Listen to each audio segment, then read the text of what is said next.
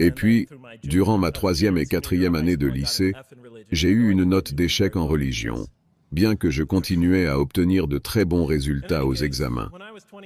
Quoi qu'il en soit, quand j'avais 28 ans, enfin pour résumer, certains de mes amis m'ont offert un exemplaire du Coran. Et un soir, j'étais assis dans mon appartement à Diamond Heights, à San Francisco. Je travaillais à l'époque à l'université de San Francisco. J'avais 27 ou 28 ans à ce moment-là. Je ne me souviens plus très bien. J'avais épuisé tout ce que j'avais à lire. Alors j'ai pris ce cadeau que mes amis m'avaient offert et j'ai commencé à le lire. Je suis arrivé au premier verset. J'ai ouvert le Coran, j'ai lu la première page, puis la deuxième, et très rapidement, dans la deuxième sourate, vers le 37e verset du Coran, je suis tombé sur l'histoire de l'humanité. Et je dois admettre que je l'ai lu très rapidement, c'était vers les versets 9 ou 10, une longue histoire sur le premier homme et la première femme. J'ai reconnu certains détails, c'était similaire à ce que j'avais appris étant enfant, mais j'ai remarqué qu'il y avait quelque chose qui clochait. C'était évident pour moi. Celui qui avait écrit ce Coran, bien sûr je n'étais pas musulman à l'époque, donc je n'avais aucune idée de qui c'était. Celui qui avait écrit ce Coran n'avait clairement pas compris le vrai sens de l'histoire. Il s'était manifestement trompé dans les détails. Il ne comprenait même pas l'intention complète du récit. Donc je l'ai lu une fois, puis une deuxième fois pour essayer de comprendre quel point l'auteur essayait de faire passer. Je l'ai relu une troisième, puis une quatrième fois. Et là, j'ai compris qu'il se passait quelque chose d'étrange. J'ai décidé que je devais le lire de manière plus attentive, ligne par ligne, verset par verset, parce qu'il était clair que l'auteur essayait de souligner un point différent. Je n'étais pas encore sûr de ce que c'était, mais il condensait énormément de signification dans presque chaque mot. Et je me suis dit que l'auteur avait l'air très brillant. Je vais donc essayer de vous raconter mon expérience aussi rapidement que possible. J'ai atteint le verset 30 de la sourate 2, la sourate Al-Baqarah. Et cela commence comme suit. Et lorsque ton Seigneur dit aux anges, je vais établir sur la terre un calife. Le mot arabe utilisé est khalifa, ce qui signifie un représentant, un envoyé. Je vais établir sur la terre un envoyé à moi.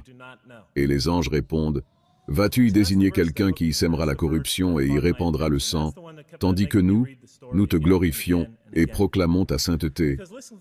Et Dieu répondit, je sais ce que vous ne savez pas. Voilà, c'est ce verset-là qui m'a accroché. C'est lui qui a capté mon attention. C'est ce verset qui m'a fait relire toute l'histoire encore et encore. Écoutez bien la manière dont cela commence. Je vais établir sur la terre un califat, un envoyé, quelqu'un qui agira en mon nom. J'ai pensé, ce n'est pas comme ça que les choses sont censées se passer. On n'est pas censé placer l'être humain sur terre dans un rôle positif ou électif.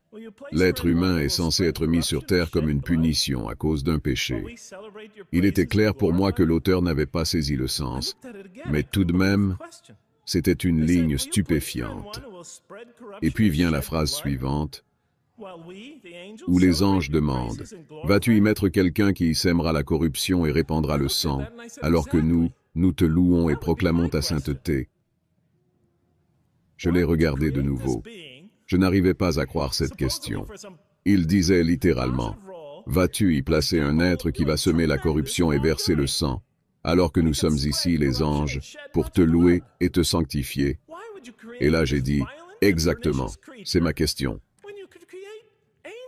Pourquoi créer cet être censé avoir un rôle positif, alors qu'il est capable de commettre d'énormes fautes, qu'il peut semer la corruption et verser tant de sang? Pourquoi créer cette créature violente et destructrice, alors que tu peux créer des anges, comme ils le disent clairement? Les anges disent, « Eh bien, nous sommes là, nous te louons et proclamons ta gloire. » Ils posent l'une des questions les plus fondamentales de toute l'histoire des religions. Pourquoi avoir créé l'homme? Cette créature imparfaite, faillible, capable de se rebeller contre la volonté de Dieu, de causer un désordre immense, comme aucun autre être sur terre. Pourquoi l'avoir créé, alors que tu pouvais simplement créer des anges? Et regardez où cette question est posée, au paradis. C'est comme si on disait, regarde, pourquoi ne pas juste en faire des anges et les garder ici, au paradis, avec nous? Pourquoi les mettre sur terre, là où ils peuvent se sentir loin de toi, là où ils peuvent suivre leur pire penchant criminel, agir librement, croire qu'ils sont indépendants et séparés de toi? Tu pouvais juste en faire des anges, les mettre au paradis, et les rendre totalement soumis à ta volonté. J'ai regardé cette question et j'ai dit, c'est ma question. Je ne suis même pas croyant. Et pourtant là, dans le tout début de l'histoire de l'humanité, je vois ma question. Toute ma pensée, toute mon expérience, tout ce que j'avais vécu était dans cette question. C'était comme si l'auteur avait pris ma vie, avait choisi la question parfaite pour me confondre, me provoquer, me révolter. Pourquoi as-tu créé l'homme? Cette créature si destructrice alors que tu pouvais créer des anges. Et regardez la réponse. Je sais ce que vous ne savez pas. Aujourd'hui, on dirait, je sais exactement ce que je fais. J'ai lu cela et je me suis dit, tu sais ce que tu fais? Très bien, alors dis-le-moi. Dis-moi ce que tu fais, parce que moi, j'ai 28 ans et je ne l'ai toujours pas compris. J'ai encore plein de problèmes liés à cette question. Tu ne peux pas simplement t'en sortir avec une phrase comme ça. Pas après tout ce que j'ai vécu, pas après m'avoir fait comme ça. Et là, j'ai réalisé que j'étais en train de me disputer avec un Dieu auquel je ne croyais même pas. Et ce genre de choses est arrivé plusieurs fois pendant que je lisais le Coran. Parfois, je me retrouvais plongé dans tout cela, tellement troublé par ce que je lisais, que je commençais à débattre intérieurement avec cette voix. C'était ce que je lisais là devant moi. Ça m'interpellait directement. Alors on passe au verset suivant.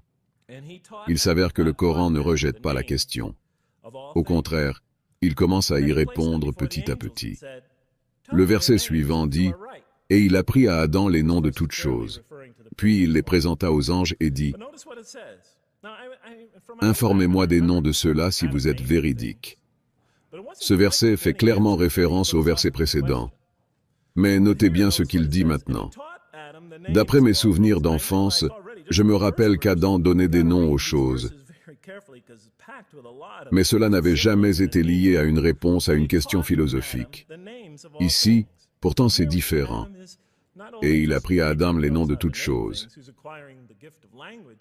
Et là, j'ai compris, déjà depuis le premier verset, qu'il fallait lire ces versets avec une grande attention, car ils regorgent de symbolisme et de signification profonde. Adam, ici, n'est pas juste un être capable de nommer des objets. Il reçoit le don du langage. Mais il est aussi un être instruit, un apprenant, et c'est Dieu qui l'instruit. Dans ce verset, et cela deviendra encore plus clair dans les versets suivants, le Coran commence par affirmer la valeur de l'intelligence humaine. L'homme est un être qui apprend, et ce qu'il apprend ici, c'est l'un des plus grands dons intellectuels, le langage. Grâce au langage, l'humanité ne se contente pas d'apprendre par sa propre expérience. Non, elle peut aussi apprendre de l'expérience des autres, même si ces personnes ont vécu à des milliers d'années ou de kilomètres de distance. Ainsi, toute notre connaissance devient cumulative. Chaque génération apprend de celle qui l'a précédée. Moi-même, aujourd'hui, j'apprends de penseurs et d'auteurs venus d'autres coins du monde, certains ayant vécu il y a 2000 ans. Et tous, d'une manière ou d'une autre, contribuent à ce savoir collectif qui est le nôtre. Tu verras d'ailleurs plus tard dans le Coran, ce point est répété à plusieurs reprises, comme dans ce verset qui dit « Lis, au nom de ton Seigneur qui a créé l'homme d'une adhérence. Lis, ton Seigneur est le très généreux, qui a enseigné par le calame, a enseigné à l'homme ce qu'il ne savait pas. » Le Coran insiste ici. Dieu nous ordonne de lire, de réfléchir et d'utiliser nos facultés mentales. Il jure par elles. Et il insiste sur l'importance de les employer correctement, parce qu'elles jouent un rôle fondamental dans notre cheminement vers la vérité. Personnellement, je n'ai jamais vu un texte sacré qui accorde autant d'importance à l'usage correct de la raison, à l'intellect et à son rôle dans la foi. Revenons donc au verset. « Et il apprit à Adam les noms de toutes choses, puis il les présenta aux anges et dit, Informez-moi de leur nom si vous êtes véridique. Ici, Dieu confronte les anges à leurs propres objections. Ils avaient soulevé une question légitime concernant la création de l'humanité. Et voilà qu'il leur montre, « Voici l'humain, voici cet être humain. C'est un être qui apprend, un être doté de facultés intellectuelles remarquables. Et maintenant, dit Dieu, dites-moi leur nom, si vous avez raison. » Autrement dit, si vous pensez que l'homme est indigne, prouvez-le. Mais regardez plutôt, cet être a été créé avec une capacité d'apprentissage, de réflexion, de connaissance et de langage. Et que disent les anges dans le verset suivant? Ils disent, « Gloire à toi. Nous n'avons de savoir que ce que tu nous as appris en toute vérité.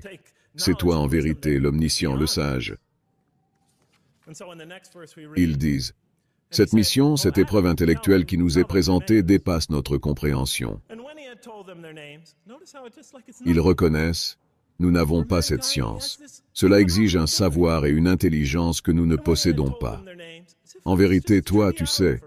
Toi, tu es sage. » Ils admettent, « Tu as compris cela, c'est facile pour toi. Tu es l'omniscient, le sage.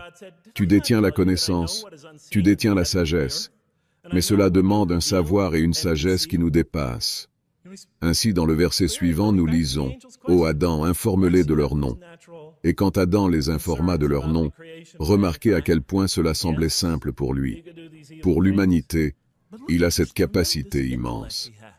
Et quand il leur eut dit leur nom, comme si c'était une chose banale pour l'homme, il leur dit, « Ô Adam, informe-les de leur nom. » Et lorsqu'il les leur eut révélés, Dieu dit, « Ne vous avais-je pas dit que je connais l'invisible des cieux et de la terre, et que je sais ce que vous révélez comme ce que vous cachez? » Cela répond clairement à la question des anges. Oui, vous avez des craintes naturelles concernant la création de l'humanité. Oui, l'homme est capable de commettre des actes malfaisants. Mais regardez aussi cette faculté intellectuelle immense qu'il possède. C'est cela que vous avez ignoré. C'est cela que vous n'avez pas pris en compte. Et c'est là clairement le sens de ces versets. Même si j'ai senti que l'auteur qu'il mentionne ne comprenait pas tout à fait, comme s'il ne faisait pas que mal interpréter l'histoire. Il prenait l'un des plus grands récits de toute l'histoire humaine, l'un des récits fondamentaux de l'humanité, et le déformait pour en faire un moyen de transmettre un message entièrement différent. Et Dieu dit, « Ne vous avais-je pas dit que je connais l'invisible des cieux et de la terre, et que je sais ce que vous révélez comme ce que vous cachez? » Autrement dit, ne vous ai-je pas informé que je sais exactement ce que je fais? Et plus loin, ne vous ai-je pas dit que je connais ce que vous exposez et ce que vous dissimulez? Je me suis arrêté là. Quelle est la question qu'ils ont posée? Que révélait-il et que cachait-il? Qu'a révélé leur question et qu'a-t-elle dissimulé? J'ai réfléchi une minute.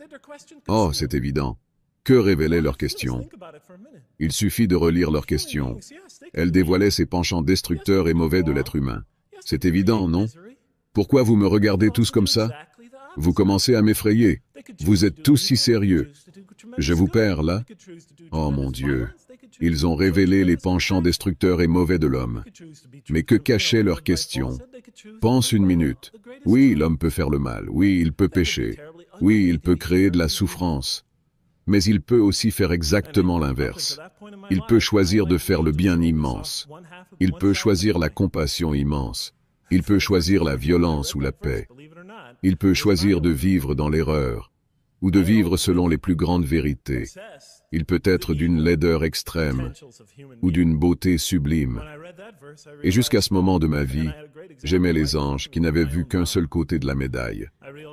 Mais pour la première fois, en lisant ce verset, crois-le ou non, j'ai ouvert les yeux. J'avais toujours été obsédé par la capacité humaine au mal. Mais en lisant ce verset, j'ai réalisé, et j'avais un exemple magnifique juste devant moi, ma mère. J'ai réalisé que j'étais aveugle à un côté entier de la nature humaine. Et ainsi, nous passons au verset suivant. Et quand nous dîmes aux anges, prosternez-vous devant Adam. Ils se prosternèrent, sauf Iblis. Iblis est comme leur père. Iblis, le diable, la créature rebelle, l'être démoniaque qui refuse l'existence d'un ordre supérieur. Il refusa. Il était arrogant. Il était parmi les infidèles. Une déclaration frappante, et nous dîmes aux anges, prosternez-vous devant Adam.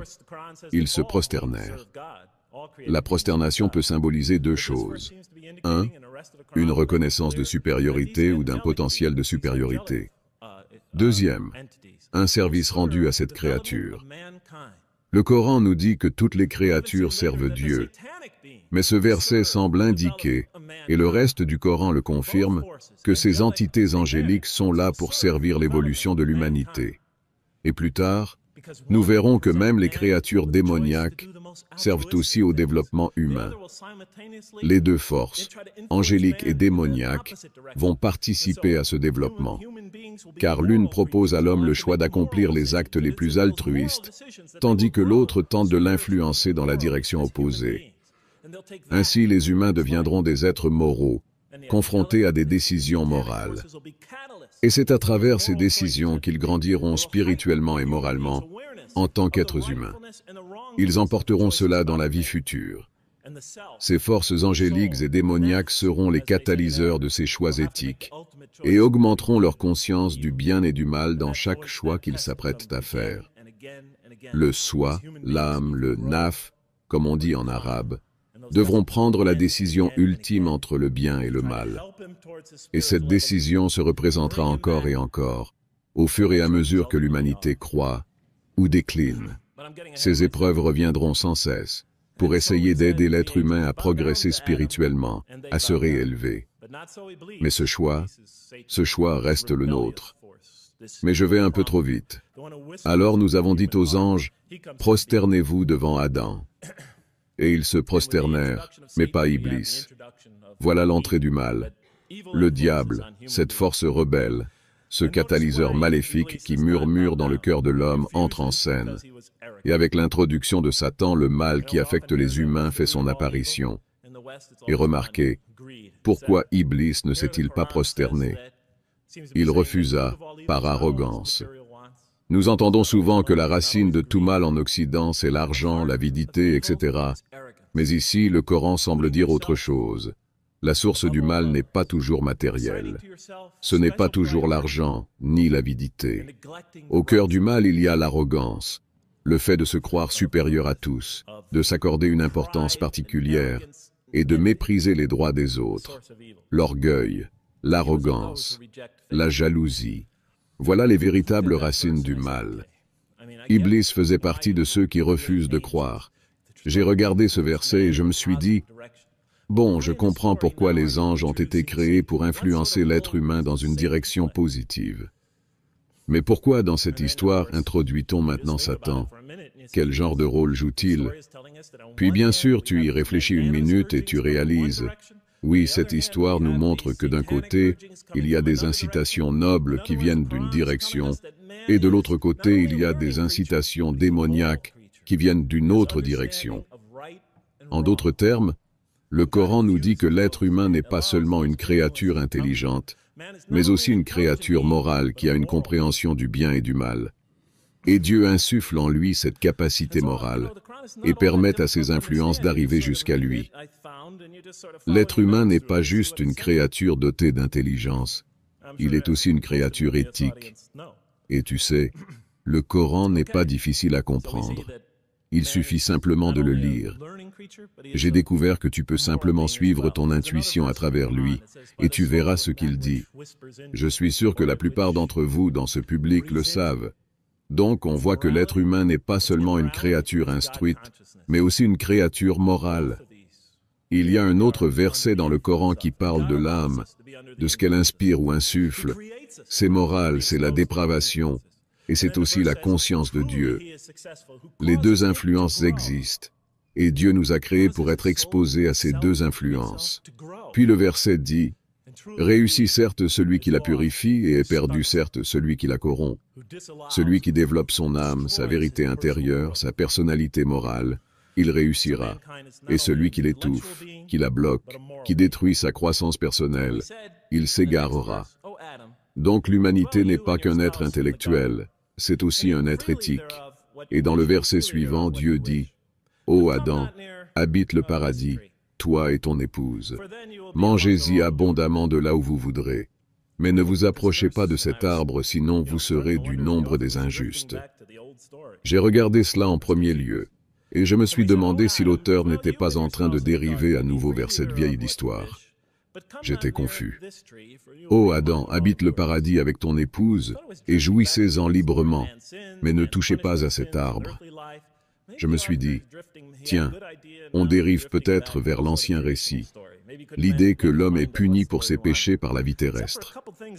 Peut-être que l'auteur a eu une bonne idée au début, mais maintenant, il glisse vers une version traditionnelle de l'histoire, comme s'il ne savait pas vraiment dans quelle direction aller. Mais il y a quelques éléments dans ce verset, et c'est arrivé avec presque chaque verset pendant que je lisais. Le contenu réel du passage n'est pas ce que tu t'attends à trouver. J'ai remarqué que le Coran dans cette histoire adopte un ton extrêmement calme, modeste. Il dit, « Ô Adam, habite avec ton épouse le paradis, mangez de ce que vous voulez, mais ne vous approchez pas de cet arbre, sinon vous serez parmi les injustes. » Je veux dire, il n'y a aucun sentiment que Dieu se sente menacé par la possibilité qu'Adam mange de l'arbre. Dans cette version, on ne voit pas Dieu en train de paniquer ou inquiet au sujet de cet arbre. Plus tard, Satan viendra dire à Adam que c'est l'arbre de la vie éternelle et du royaume impérissable. Mais cela s'avère être une totale invention de sa part. Il n'y a rien de particulier à propos de l'arbre. C'est juste un arbre. Dieu ne semble pas stressé du tout à l'idée qu'il puisse y toucher. Tu sais, dans la tradition dont je viens, Dieu est littéralement menacé par la possibilité que l'homme mange de cet arbre. Il place un ange de feu, avec une épée flamboyante, pour garder l'entrée, pour que l'humanité ne puisse plus jamais s'en approcher. Je ne suis pas en train de critiquer cette version. Je souligne simplement la différence dans les récits. Les deux sont racontés de manière magnifique. Mais dans l'un, on nous dit que l'arbre doit être protégé à tout prix. Pourquoi? Parce que s'ils mangent de cet arbre, ils deviendront comme des dieux. Donc, cet homme a déjà une nature rebelle. Imagine s'il mange de cet arbre. On ne peut pas le laisser s'en approcher. Mais ici, dans le Coran, c'est calme. Dieu dit simplement, « Tu sais, si tu fais ça, tu seras injuste. » Dieu ne s'inquiète pas pour lui-même. C'est simplement un avertissement adressé à l'homme, pour lui montrer que s'il fait cela, alors il a commis une erreur morale. Encore une fois, tout ce récit, tous ces versets que vous lisez, vous montrent que Dieu sait exactement ce qu'il fait. Bon, le verset suivant dit, « Mais Satan les fit glisser, et les fit sortir de l'état dans lequel ils étaient. Et nous dîmes, descendez tous, ennemis les uns des autres. Et pour vous, il y aura sur la terre un lieu de séjour et une jouissance pour un temps. » Ce que j'ai dit, c'est que, je veux dire, tu sais, je m'attendais maintenant à de la colère, de la violence, de la jalousie. C'est ce que j'attendais. Très bien, ils ont mangé de l'arbre. Où est la colère? Où est la violence? Je vais vous punir. Maintenant tu vas suer sur la terre, tu vas souffrir, tu vas te cogner l'orteil, tu vas trimer, et mourir là-bas à cause de ce que tu as fait. Et la femme? Eh bien, elle va souffrir encore plus que les autres. Elle va devoir endurer les douleurs de l'accouchement, les règles, le sang, les cris. Ses enfants viendront au monde dans les pleurs. Et le pire, le plus grand des humiliations, c'est qu'elle sera soumise à l'homme, alors qu'il est manifestement inférieur à elle sur le plan intellectuel. Elle a été séduite par un dialogue entre ange et diable. Lui, il bégaye, il trébuche, il ne comprend même pas ce qui se passe. Il n'a même pas commis une vraie faute. Tu sais, je ne veux pas me moquer de lui, mais l'histoire est manifestement différente. Tu ne sais peut-être pas exactement quoi en faire, mais ce n'est pas la version que tu t'attendais à lire. Il n'y a aucune menace ici. Regarde comment c'est dit. « Ô Adam, habite avec ton épouse le paradis, mangez librement de ce que vous voulez, mais ne vous approchez pas de cet arbre, sinon vous serez des injustes. » Puis ils ont fauté. Mais Satan les fit glisser et les fit sortir de l'état dans lequel ils étaient. Et Dieu dit, « Descendez tous. Vous serez ennemis les uns des autres. Et sur terre sera votre demeure et votre subsistance pour un temps. » Ce n'est pas un Dieu qui perd les pédales. Si tu lis bien, Sur terre sera votre demeure et votre subsistance pour un temps. Ce ne sont pas les mots d'un Dieu en panique. Ce n'est pas un Dieu profondément troublé. Quand je suis arrivé à l'hôtel aujourd'hui, ils m'ont dit « Voici votre chambre, la 111, et demain matin, vous avez un petit déjeuner continental. » Je n'ai pas eu l'impression qu'ils étaient se fâcher contre moi. Ce n'était pas « Ah, tu seras maudit, et voici un petit déjeuner continental comme punition. » Non, c'était calme. Ils m'ont dit « Voilà votre chambre, et demain matin, vous aurez quelque chose pour vous nourrir. » Et j'ai dit « Merci. » C'est tout.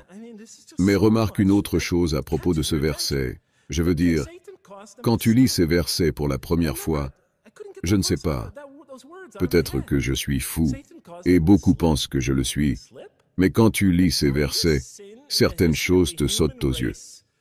Mais Satan les fit glisser. Je me souviens que je n'arrivais pas à sortir ce mot de ma tête. Glisser, glisser. La plus grande faute de l'histoire de l'humanité est appelée une glissade. Tu sais, dans ma culture, une glissade, c'est quand tu perds ta concentration pendant une demi-seconde. Ce n'est pas grave. Mon oncle Bob me disait toujours « Oh Jeff, désolé, je suis en retard de 5 minutes, j'ai glissé. » Ce n'était pas sérieux. C'était une petite erreur. C'est ce qu'on dit quand on fait une petite faute. J'ai glissé. On ne s'en fait pas trop. On passe à autre chose. Mais là, on parle de la plus grande tragédie de l'histoire humaine. Pourquoi sommes-nous tous ici? Pourquoi souffrons-nous tous? Pourquoi mourrons-nous tous? À cause d'une glissade. Je n'y croyais pas. Je suis allé voir mes amis arabes à l'époque. Je ne parlais pas encore arabe. Et je leur ai montré ce verset. Je leur ai dit, lisez-le mais ne changez aucun mot. Lisez simplement, mot à mot. Ils ont lu. Mais Satan les fit glisser. Je leur ai dit, attendez quoi? Qu'est-ce que cela veut dire? Ils ont répondu, glisser. Je leur ai dit, une glissade? Et ils ont confirmé, oui, c'est une zala. Et là j'ai pensé, peut-être que j'essayais simplement d'imposer au Coran une compréhension traditionnelle. Peut-être que c'était vraiment juste une glissade. Après tout, ce n'était pas un meurtre, ni un vol, ni un viol, ni une attaque. Ils ont juste mangé 2 morceaux de fruits. Ce n'est pas exactement la plus grande faute de l'histoire humaine. Pas du tout. Puis vient le verset suivant. Ils furent alors expulsés de l'état dans lequel ils se trouvaient. Quel était cet état dans lequel ils étaient? Revenons au début. D'abord, on enseigne à l'humanité. On voit que c'est un être cultivé. Puis on montre que c'est un être moral, c'est-à-dire un être qui devra faire des choix. Puis Dieu lui donne ce choix. Ce n'est pas quelque chose de grandiose. Ce n'est en aucun cas le plus grand péché de l'histoire de l'humanité. C'est quelque chose de simple, selon n'importe quelle échelle de valeur. Et bien que nous voyions que Dieu avait initialement prévu de placer l'homme sur terre en tant que son calife, lieutenant représentant, on observe une phase de préparation. L'homme y est préparé intellectuellement, ou plutôt, il grandit intellectuellement. Il grandit en tant qu'être moral. Quand Dieu le place enfin sur terre, qu'est-ce qui montre qu'il est prêt à commencer? Il fait son tout premier choix indépendant. Ce n'est pas l'acte le plus grave de l'histoire humaine.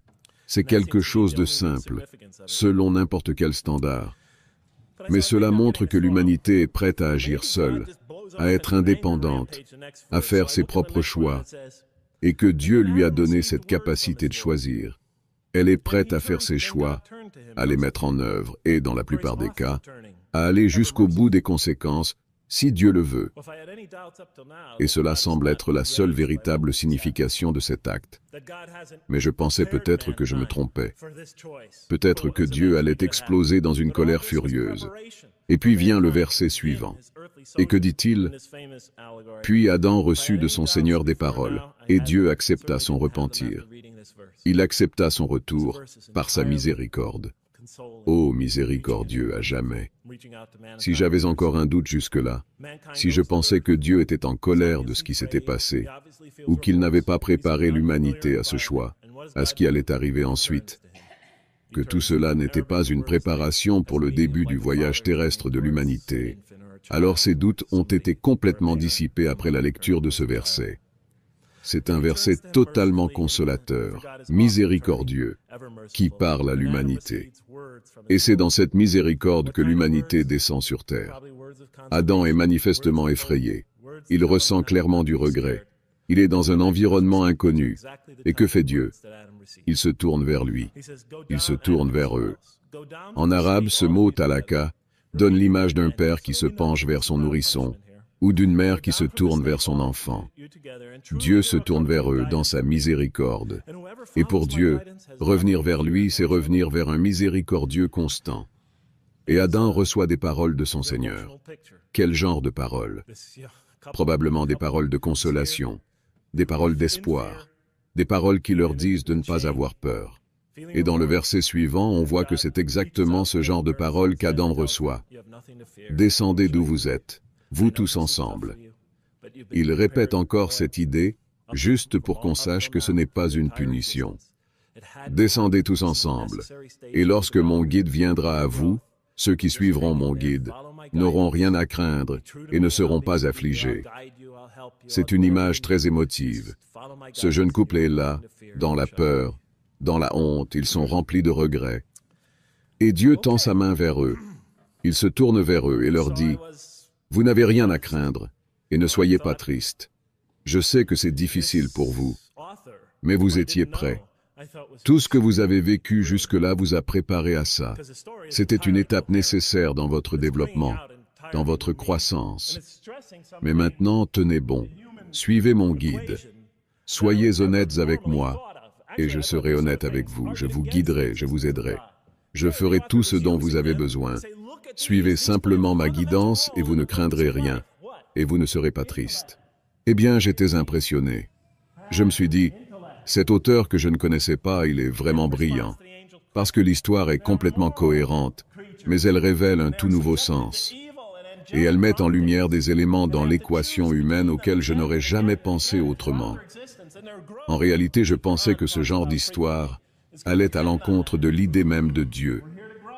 Mais ici, l'auteur l'utilisait pour dire, « Regarde, ces éléments sont centraux dans le but même de la vie. » Quel est ce don de la raison que l'humain possède? En réponse à la question des anges, les humains sont des créatures morales. Ils seront confrontés au mal, à la tentation satanique, et devront faire des choix, encore et encore tout au long de leur existence. Et leur développement, dont parle si souvent le Coran, dépendra de cela. Nous sommes ici pour croître.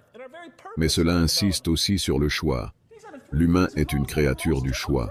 Cela insiste également sur la souffrance. Et c'est là quelque chose de très intéressant.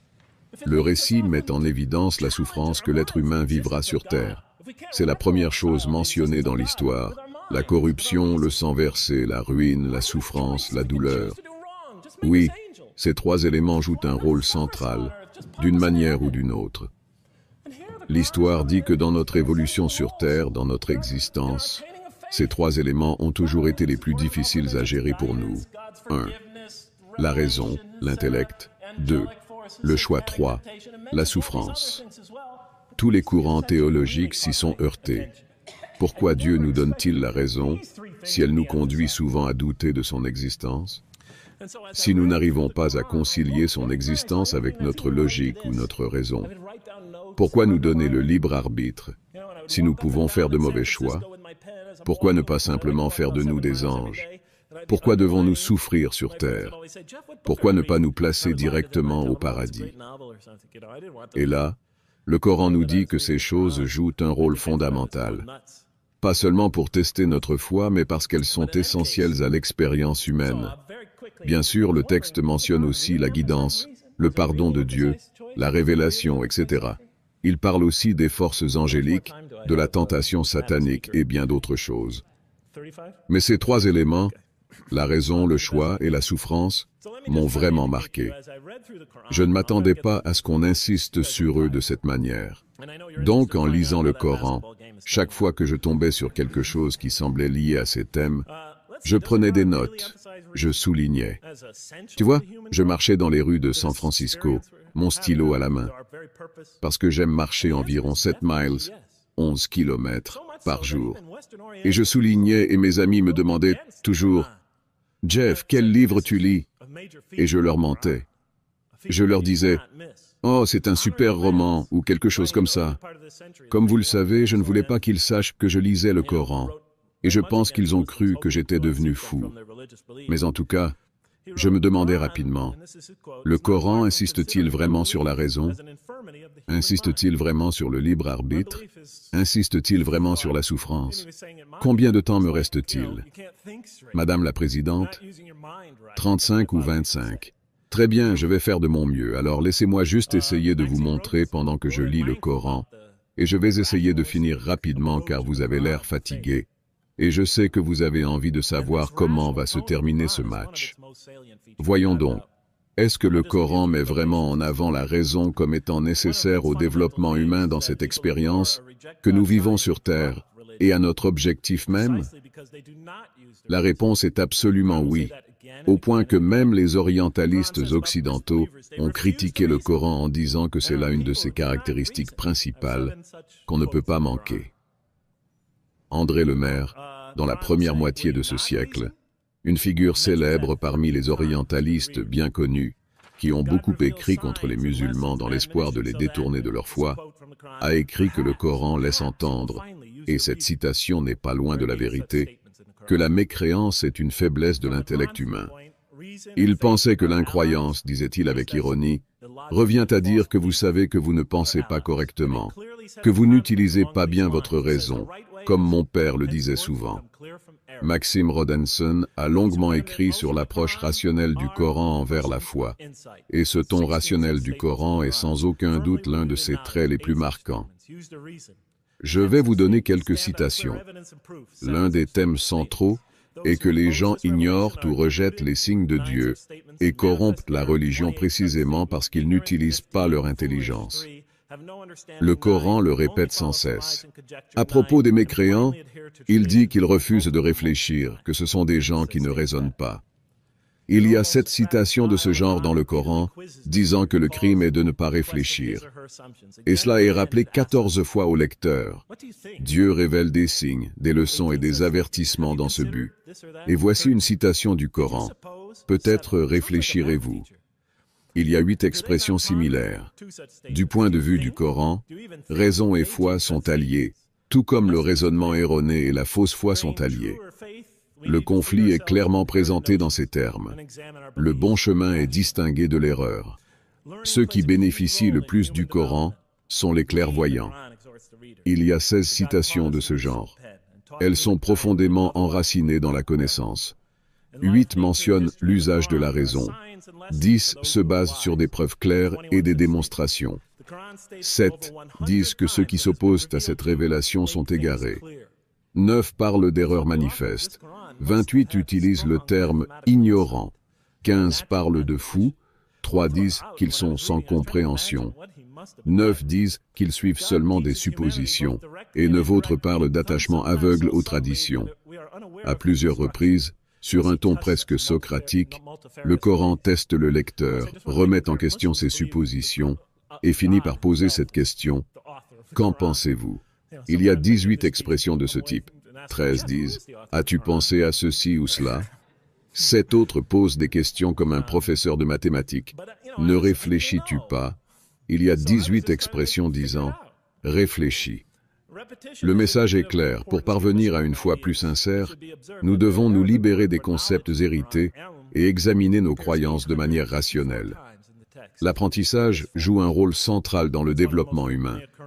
Le Coran pousse le lecteur à lire, car Dieu nous a appris à domestiquer les animaux et à enseigner à l'humanité ce qu'elle n'aurait jamais pu apprendre sans lui. Dans la vie, dans la nature et dans l'histoire, il y a des signes et des leçons pour ceux qui raisonnent. Il y a 21 expressions de ce type. Le Coran mentionne plus de 100 fois qu'il a été révélé pour clarifier les choses. J'ai pensé que l'auteur de ce livre devait avoir une forte intuition mathématique, comme un mathématicien né. Pendant que je lisais, j'essayais d'imaginer à quoi ressemblait le fait que Dieu enseigne à l'humanité, directement et indirectement, parfois avec une subtilité telle que nous ne remarquons même pas ses leçons. Ainsi, il nous teste de multiples façons. Bien sûr, je veux juste clarifier que les musulmans croient que Dieu lui-même est l'auteur du Coran. Parfois, après ce discours, des gens viennent me demander, « Jeff, qui est l'auteur du Coran au juste ?» Mais je ne savais pas, alors j'essayais de le comprendre. La répétition dans le Coran indique l'importance donnée à certaines idées. Il faut noter que le mot arabe pour savoir ou connaissance, ilm, apparaît 854 fois dans le texte, sous différentes formes. C'est l'un des mots les plus fréquents. Le Coran accorde donc une grande importance à la raison dans notre quête spirituelle. Met-il aussi l'accent sur le libre arbitre? Eh bien, voici ce qu'il dit. Nulle contrainte en religion. La voie droite est désormais distincte de l'erreur. C'est un choix qui doit être fait librement. Un choix entre le bien et le mal, entre la vérité et l'erreur, entre la raison et le mensonge. Si Dieu l'avait voulu, il vous aurait tous guidés, dit le Coran. Pourquoi pas, me suis-je demandé. Pourquoi ne nous a-t-il pas tous guidés? Pourquoi nous laisser faire ce choix? Le Coran ne cessait de me provoquer pendant que je lisais. Les mécréants ne savent-ils pas que si Dieu l'avait voulu, il aurait guidé toute l'humanité?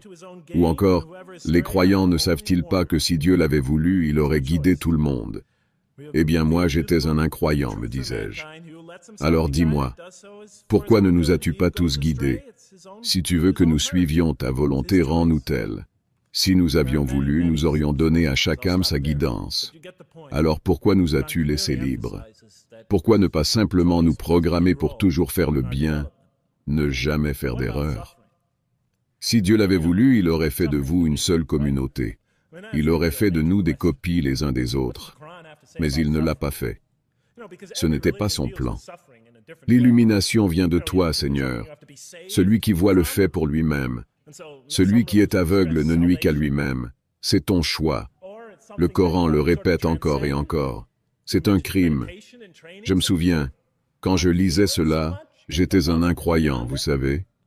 Et ce livre sacré ne cessait de me le rappeler. C'est ton choix, Jeff.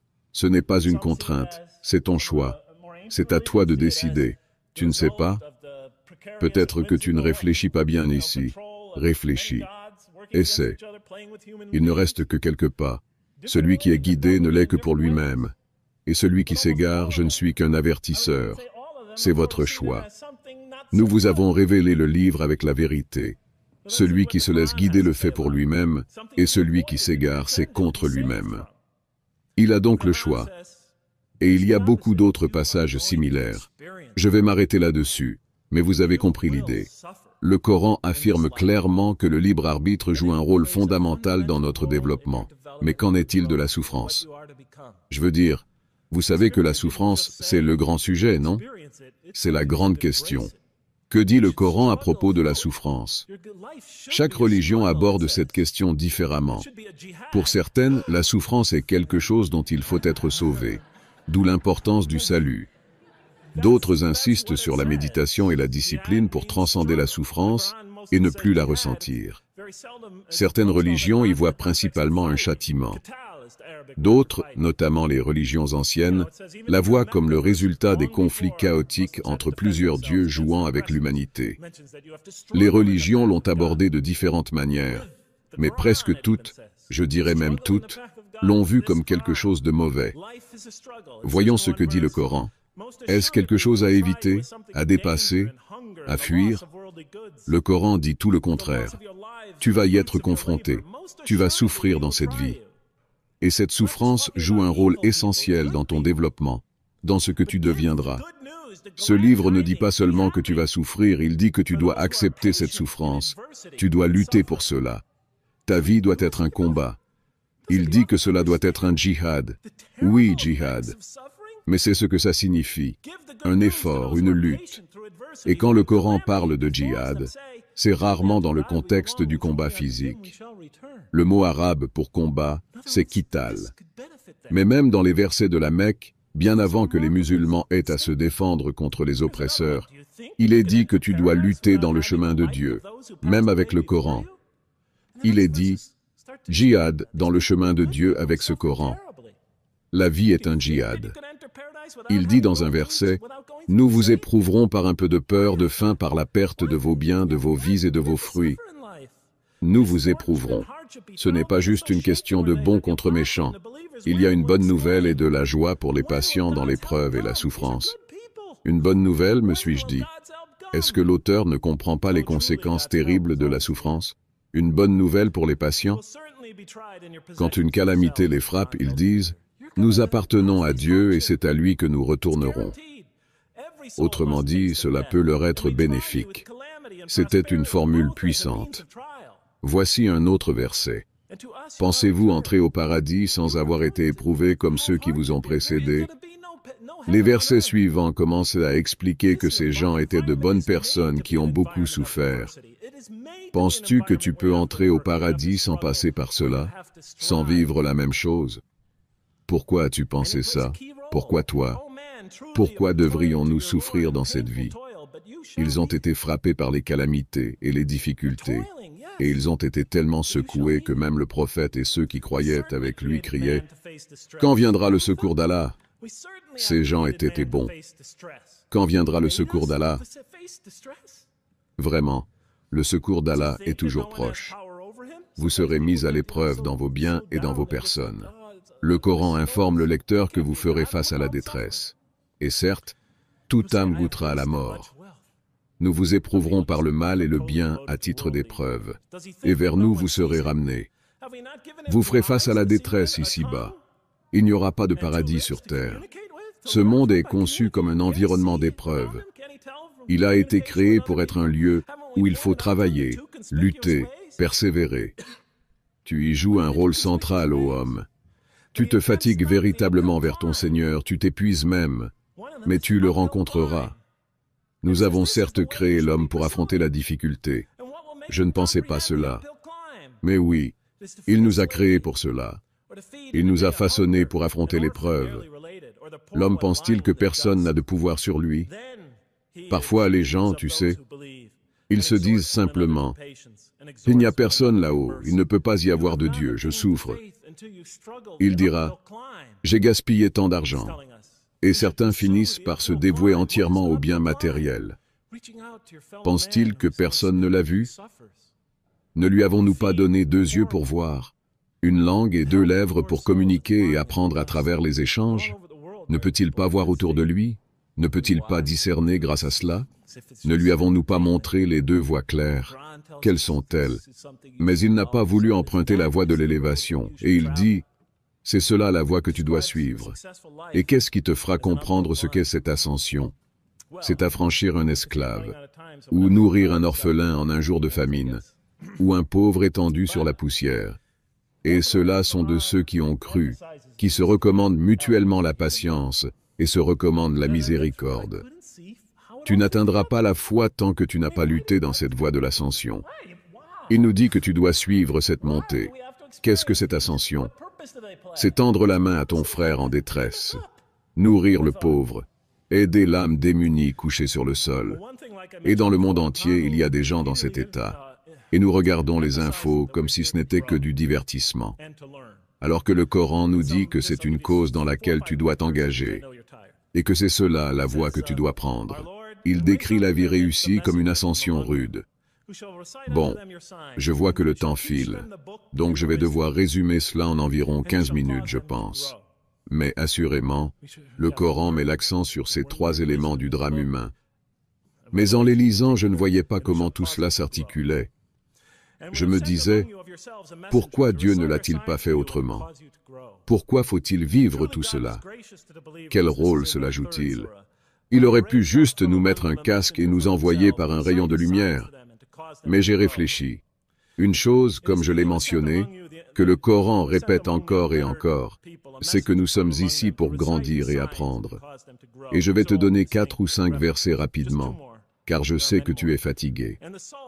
Notre Seigneur dit, « Envoie-leur un messager issu d'eux-mêmes, qui leur récitera tes versets, leur enseignera le livre et la sagesse, et les purifiera. » Nous devons apprendre la sagesse dans le livre de la Révélation en particulier, et c'est lui qui nous purifie. Et nous avons envoyé parmi vous un messager issu de vous, pour vous réciter nos versets et vous purifier. C'est dans la 3e sourate. Il a envoyé à des gens sans écriture un messager issu d'eux. C'est une étape dans notre création physique, mais aussi une étape fondamentale dans la construction de notre personnalité, de notre essence véritable que nous emporterons dans l'au-delà, notre être essentiel. Nous avons évolué de la création physique dans l'utérus. D'abord une formation physique, à présent à une formation humaine, celle de la personnalité. À ce stade, je me suis dit que peut-être je projetais mes propres idées sur le livre. Peut-être qu'il n'insiste pas vraiment sur le fait que la vie a un sens. Mais encore et encore, je découvre qu'il le fait. Par exemple, il est dit « Ceux qui se rappellent Dieu, debout, assis ou couchés, et méditent sur la création des cieux et de la terre, disant « Notre Seigneur, tu n'as pas créé cela en vain. Tu n'as pas créé tout cela pour rien. » Juste au moment où je pensais que le Coran ne parle pas vraiment de but, ou que la vie n'a pas vraiment de sens, que je projette quelque chose dans le texte, je tombais sur des versets comme celui-là qui m'obligeaient à relire, à réfléchir. Peut-être que le but est là, juste devant moi. Nous n'avons pas créé les cieux et la terre et ce qui est entre eux en jouant. Si nous avions voulu jouer, nous l'aurions fait par nous-mêmes, si tant est que nous le fassions. Dieu ne crée pas pour satisfaire ses caprices ou pour se divertir. Pensiez-vous que nous vous avions créé sans but et que vous ne retourneriez pas à nous? C'est ce qu'il dit dans la sourate 23. Et dans la sourate 44, nous n'avons pas créé les cieux et la terre et ce qui est entre eux pour rien. Cela sert un but. Et maintenant, quel type de but cela peut-il bien servir? Alors j'ai essayé de comprendre. Le Coran semble parler des croyants et des mécréants. Tu as les croyants d'un côté et les mécréants de l'autre. Et il semble maintenant que Dieu nous ait créés pour être des croyants. J'ai donc essayé d'étudier ce que dit le Coran au sujet des croyants. C'est quelque chose de naturel à faire pour voir comment il veut que nous devenions, s'il y a un lien avec ces éléments fondamentaux qu'il a mentionnés. Je veux dire, c'est une façon naturelle d'aborder la question. Je pense que tu es d'accord, n'est-ce pas? Quelqu'un hoche la tête. C'est ce que je dis à mes étudiants en mathématiques, tu sais. Un seul hochement de tête suffit pour qu'un mathématicien commence à dire « Très bien, j'ai fait mon travail, je suis bon. » Alors comment le Coran décrit-il les croyants? Que sont-ils censés atteindre? Quelle est la chose ultime qu'ils sont censés recevoir? Et que sont-ils censés réaliser en fin de compte? Il est très clair lorsque l'on lit le Coran que ce que les croyants réaliseront dans cette vie et qu'ils expérimenteront encore davantage dans l'au-delà, c'est qu'ils vivront une relation d'amour avec Dieu. Ils se tourneront vers Dieu avec amour, et Dieu se tournera vers eux avec amour. Dans le Coran, la miséricorde de Dieu, la compassion, le pardon, la bonté, la douceur, la générosité, toutes les choses que nous associons généralement à Dieu, sont offertes gratuitement à toute l'humanité. Mais quand le Coran parle de l'amour de Dieu, nous pensons souvent que c'est l'amour de Dieu pour nous. Pourtant, quand le Coran parle d'amour, il évoque quelque chose de très particulier. L'amour est toujours présenté comme une relation entre deux parties. Si nous ne nous tournons pas vers Dieu avec amour, nous recevons quand même sa miséricorde, son pardon, sa gentillesse, sa bonté, sa chaleur, sa générosité, toutes ces choses merveilleuses, nourrissantes et bienfaisantes, mais nous les rejetons. Et donc, nous ne vivons pas vraiment cet amour, parce que nous ne nous ouvrons pas réellement à lui. Il est toujours là pour nous. Mais tant que nous n'entrons pas dans cette relation d'amour dans laquelle on donne et on reçoit, alors cet amour ne se développe jamais. Nous le refusons. Et c'est ce que signifie le mot kafir. Cela signifie le refus, le fait de tourner le dos, d'ignorer, de rejeter un cadeau que quelqu'un vous offre, en le jetant derrière vous. Ainsi, le Coran nous dit que les croyants vivront cette relation suprême d'amour. Il dit « Et parmi les gens, il y a ceux qui prennent des égaux en dehors de Dieu, qu'ils aiment comme on aime Dieu.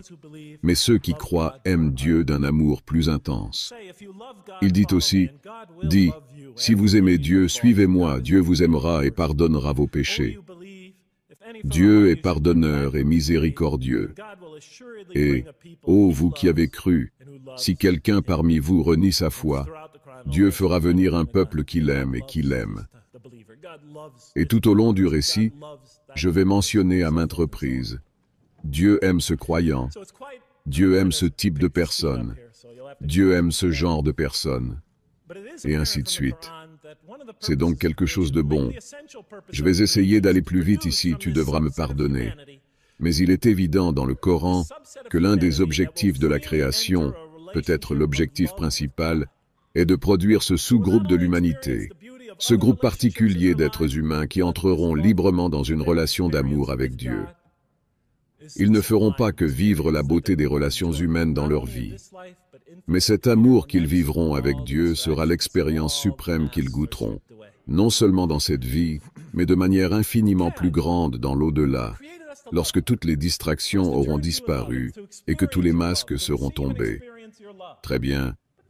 Je pensais que tu nous avais créés pour t'aimer, pour que nous nous tournions vers toi avec amour, pour que nous recevions ton amour et que nous fassions l'expérience de ton amour. Mais pourquoi avons-nous besoin de tout cela? Mets-nous simplement au paradis. Aime-nous, tu sais, et fais en sorte que nous t'aimions. Le programme devrait t'aimer, comme tu sais. Tu fais en sorte que mon chien m'aime. Fais la même chose. Je continuais à revenir à la même question. Fais-le, simplement. Je n'arrivais toujours pas à comprendre. Et j'étais presque arrivé à la fin du Coran, et je me suis dit, soit je suis idiot, soit ce livre sacré n'apporte jamais la réponse. Mais je n'ai pas abandonné. J'ai pensé, quelle est la chose naturelle à faire ensuite? Très bien. Donc, premièrement, nous sommes ici pour développer cette relation d'amour avec Dieu. Le Coran nous dit que si nous sommes croyants et que nous faisons le bien, nous goûterons à une joie et à une paix profonde dans cette vie. Non seulement grâce à notre relation avec Dieu, mais aussi à travers des relations complémentaires avec les gens autour de nous, dans ce monde. Nous vivrons dans un monde de paix et de tranquillité, même si nous devons lutter, survivre, souffrir. Mais je ne pouvais pas comprendre comment tout cela était lié à la souffrance. Pourquoi ne pas simplement nous placer directement au paradis? Alors, quelle est la chose naturelle à dire ensuite? Il nous a créés pour que nous ayons une relation d'amour avec lui, pour que nous entrions dans cette relation, pour que nous expérimentions et recevions tout ce qu'il a à nous offrir. Donc la chose naturelle à faire, c'est d'étudier les deux partenaires dans cette relation. Que dit le Coran de nous, les croyants? Que demande-t-il de sa part et de la nôtre? Qu'est-ce qui est requis des deux côtés? Ensuite, que nous dit le Coran à propos de Dieu? Y a-t-il un lien fondamental, une connexion essentielle entre les deux? Parce que si le Coran ne montre pas cela, alors le lien fondamental qui relie tout cela ensemble est manquant. Et je me suis dit, quel que soit l'auteur de ce livre, et maintenant je sais qu'il possède un génie remarquable, malgré le fait qu'il provienne des confins primitifs des segments les plus arriérés et les moins civilisés de l'humanité, d'un peuple qui n'avait pratiquement pas d'histoire littéraire, pas de grandes œuvres littéraires, pas d'écritures sacrées antérieures. Même s'il venait du désert culturel, même si cela venait de cet environnement, l'esprit derrière ce livre devait être d'un génie prodigieux pour émerger de cet environnement et produire quelque chose d'une telle profondeur. S'il manquait ce lien fondamental, je savais qu'il était immense. Tu sais, vraiment immense. Mais voilà, que veux-tu? Comment quelqu'un pourrait-il répondre à ces questions que personne, dans toute l'histoire de l'humanité, n'a jamais pu poser?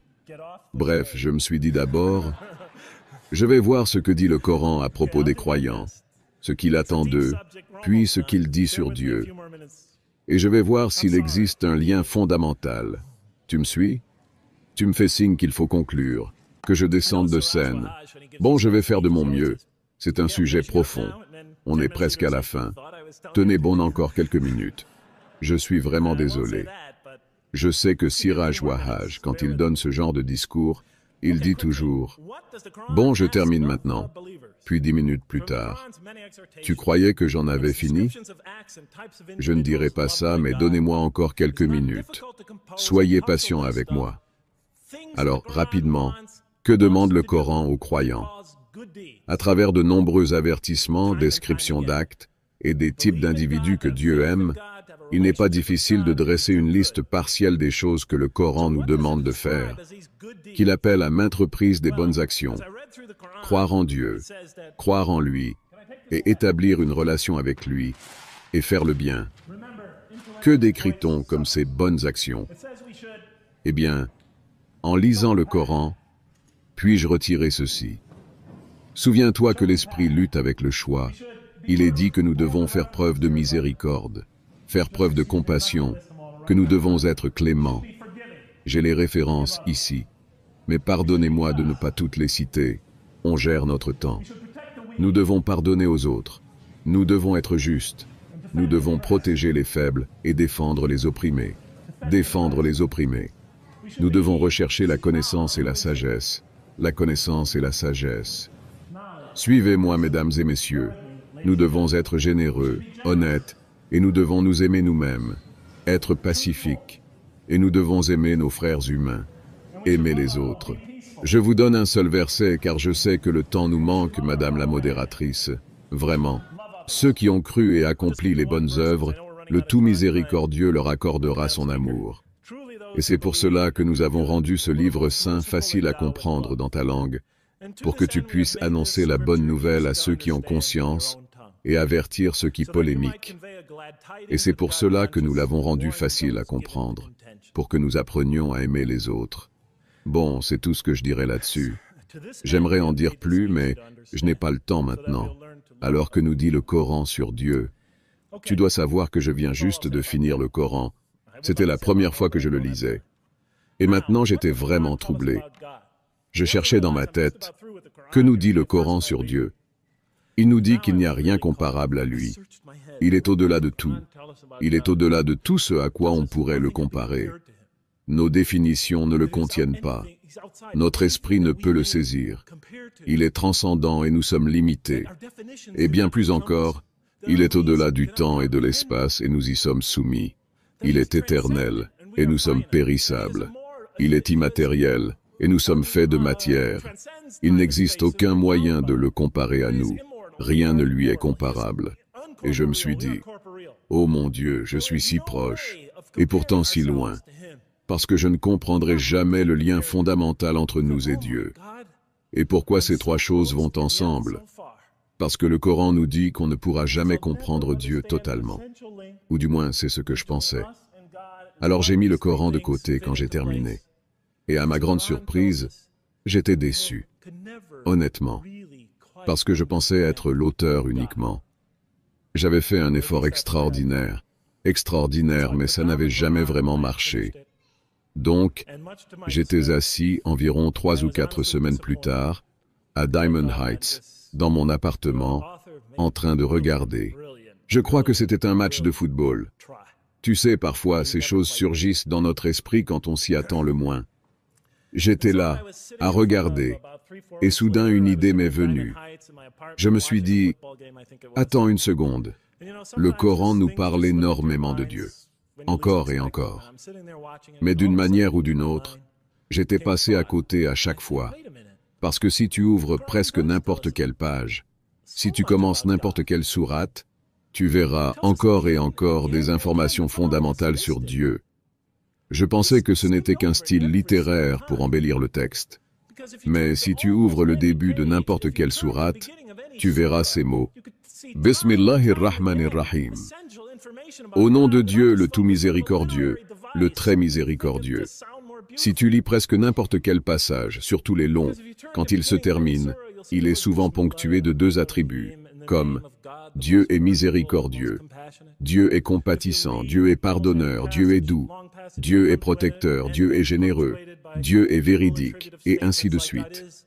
Il y a des dizaines de milliers d'indices comme ceux-là dans les versets du Coran. Ce que le Coran appelle les noms de Dieu les plus beaux, ses attributs de perfection, se répètent encore et encore, quasiment à chaque page.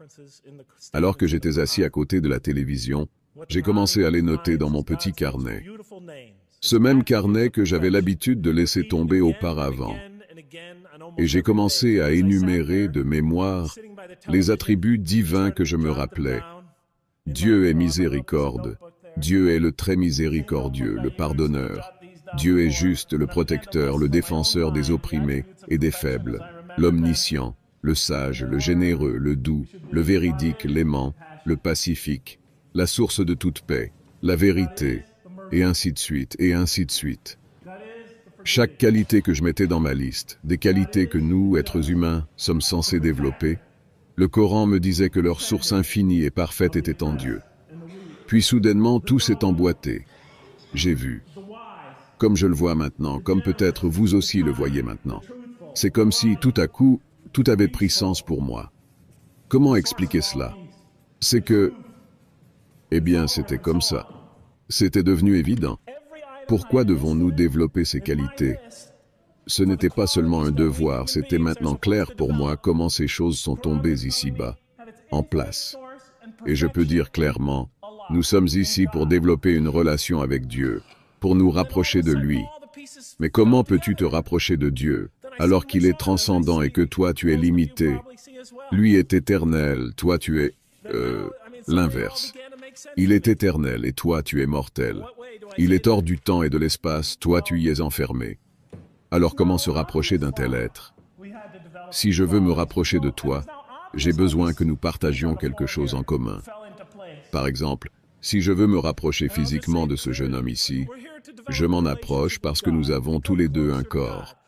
Je peux rapprocher mon corps du sien. La présence physique, c'est quelque chose que nous avons en commun. Si je veux me rapprocher de cet homme là-bas intellectuellement, je vais débattre avec lui jusqu'à ce que nous atteignions une affinité des esprits, parce que nous avons un esprit.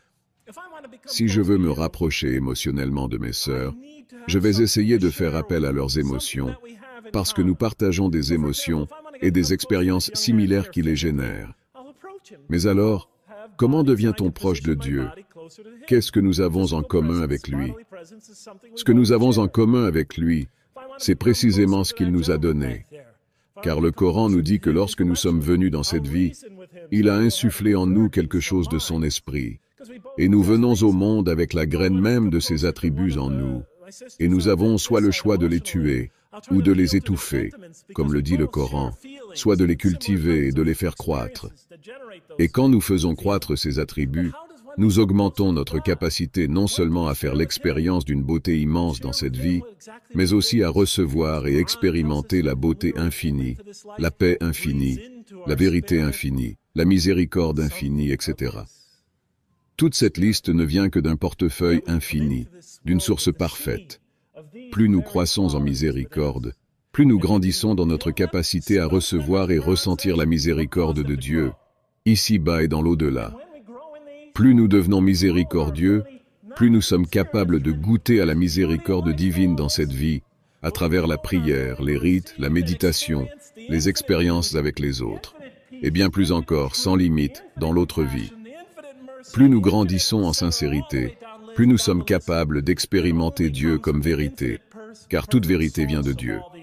En développant ces attributs, nous développons la capacité de recevoir et de vivre les qualités divines parfaites, de goûter à sa présence. Ce type de proximité que nous développons avec lui est lié à notre nature profonde et à la sienne. C'est plus qu'une proximité physique, plus qu'une affinité mentale ou émotionnelle. C'est une proximité d'être. C'est la forme de proximité la plus intense qu'on puisse ressentir ou expérimenter. Je vais vous donner une petite analogie. Ça a aidé mes enfants. Imaginons que j'ai un chat, un poisson rouge, un chien, 3 enfants, 3 filles. Disons 3 filles. Peu importe à quel point je donne mon amour, ma miséricorde, mon pardon, mon soin à ce poisson rouge, il ne peut le ressentir que très légèrement. Et peut-être même qu'il n'en est pas conscient. C'est une créature très basique. Mon chien, lui, peut ressentir beaucoup plus. Quand je lui donne toute ma douceur, tout mon amour, toute ma miséricorde, il peut expérimenter cela à un degré bien plus élevé. Par son interaction avec moi, il peut même chercher à se donner à moi. Et là, on peut vivre une belle relation.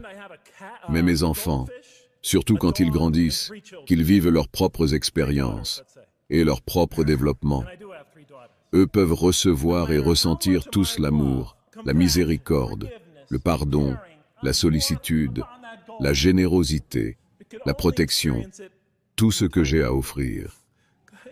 Ils peuvent ressentir ma présence à un niveau bien plus élevé que n'importe quel chien. Et la relation que j'ai avec eux peut être magnifique. Une relation que je ne pourrais jamais avoir avec mon chien, aussi fort que j'aime les animaux. Après avoir eu 3 filles, je sais que la relation que j'ai avec mes filles est unique. Aucune autre relation ne s'en approche. Bien sûr, ma relation avec ma femme est magnifique aussi. Elle est peut-être en train d'écouter. C'est une femme vraiment exceptionnelle, une source immense de beauté. Mais bon, Madame la Présidente, je suis prêt maintenant. Donc voilà, tout cela se rassemble. Puis j'ai pensé, attends une seconde, ça n'explique pas ceci. Pourquoi la raison? Pourquoi le libre arbitre? Pourquoi la souffrance? Je croyais que tu m'avais convaincu, toi, le Coran. Tu m'as presque eu. Tu m'as presque séduit à accepter cette philosophie. Mais attends une seconde. Qu'en est-il de la raison, du choix, de la souffrance? Pourquoi devons-nous expérimenter cela? Pourquoi ne pas simplement nous programmer à être miséricordieux, clément, pardonneur? Pourquoi tout ce parcours? Et là, la réponse m'est venue rapidement. Je l'ai comprise. Nous sommes des créatures. On grandit, on devient. Oui, tu peux nous fabriquer comme tu veux, mais tu ne peux pas contenir en nous ces qualités sans ces 3 choses. La raison, le libre arbitre et la souffrance. C'est comme en mathématiques. Tu as 3 hypothèses dans une démonstration et tu veux voir si tu peux en supprimer une. Eh bien, ces 3-là sont indispensables. Par exemple, tu peux programmer un ordinateur pour qu'il ne dise jamais de mensonges. Mais cela ne fait pas de lui un ordinateur honnête. Personne ne dit « Ce Mac, c'est l'ordinateur le plus honnête que j'ai jamais vu ». Non, il est programmé. Donc il ne choisit pas d'être honnête. Ce n'est pas de l'honnêteté. Tu peux programmer un scanner médical pour aider les malades. Mais cela ne le rend pas miséricordieux. Aucun médecin ne dira « Tu veux voir un scanner vraiment compatissant? Viens ici ». Non, la miséricorde, le pardon, la vérité, le soin, l'amour, tout cela naît du choix, de la souffrance, de la raison. Pour poser un acte miséricordieux, il faut que quelqu'un souffre. Et quand on décide de l'aider ou non, on réfléchit. Que va-t-il m'en coûter? Cela exige de moi un sacrifice. Et ce processus, s'il est fait en conscience, par choix, c'est cela qui rend l'acte miséricordieux. S'il n'est pas choisi, ce n'est pas de la miséricorde. Pareil pour la vérité. Dire la vérité, c'est choisir entre la vérité et le mensonge. Souvent, on choisit la vérité au prix d'une perte personnelle. Et plus la souffrance liée à ce choix est grande, plus la vérité est précieuse. Chaque fois, on pèse les conséquences dans notre esprit. Un dernier exemple, le mariage. Lors du mariage de Bob, on dit « Acceptez-vous cette femme pour épouse dans la santé comme dans la maladie, dans la richesse comme dans la pauvreté, jusqu'à ce que la mort vous sépare ?» Que demande-t-il? Que tu fasses un choix, en pleine conscience, sachant ce que cela implique. La richesse peut-être, mais aussi la pauvreté, la maladie, la souffrance et même la mort. Une jeune femme m'a dit un jour, « Tu ne m'as jamais vraiment aimé. » Parce que quand ça a commencé à devenir difficile, quand tout s'est effondré, tu es parti. Et elle avait raison. Elle avait bien compris que le cœur de l'amour, c'est le don, la souffrance partagée, la persévérance, le fait de tenir bon ensemble à travers la douleur, en faisant ce choix. Ces 3 choses sont essentielles, et c'est pour cela que le Coran insiste tant dessus. Parce que sans elles, on ne peut pas grandir dans ces qualités. C'est pourquoi il est facile de comprendre pourquoi le Coran parle du péché comme d'une autodestruction. Il dit que lorsqu'on pêche, on se fait du tort à soi-même. On se fait violence, on étouffe, on détruit notre être. Quand on ne cultive pas ces qualités mais qu'on grandit dans leur opposé, on se détruit littéralement.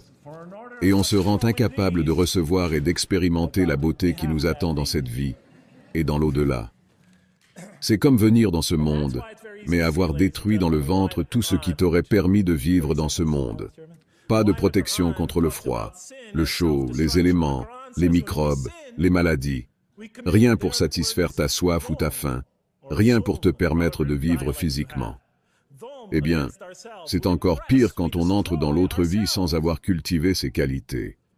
On expérimente alors une souffrance bien plus terrible. Pire que toute souffrance physique. Pire que le feu. Pire que n'importe quel enfer que tu peux imaginer. Et c'est pour ça que le Coran, quand il parle du paradis et de l'enfer, utilise un langage hautement symbolique. En réalité, il te dit, imagine la plus grande joie, le plus grand émerveillement, la paix, la sérénité. C'est ce qui t'attend. Mais imagine aussi la pire des souffrances que tu puisses t'infliger à toi-même. Tu peux aussi la choisir. Et le jour du jugement, le Coran dit que Dieu dira, « Je ne vous ai causé aucun tort. Vous vous êtes détruits vous-même. » Et cela, je peux le dire avec toute la vérité objective. C'est pourquoi je vais m'arrêter là. Parce que, Madame la Présidente, je sens que vous allez me tirer dessus si je continue. J'avais encore des choses à dire.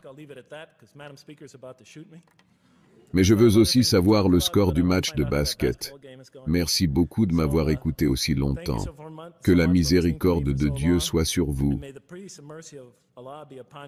Je ne cherchais pas à faire peur. Ce n'était pas le but. Je voulais juste faire passer un message. Que la paix, la miséricorde et les bénédictions de Dieu soient sur vous. Merci infiniment. Paix sur vous.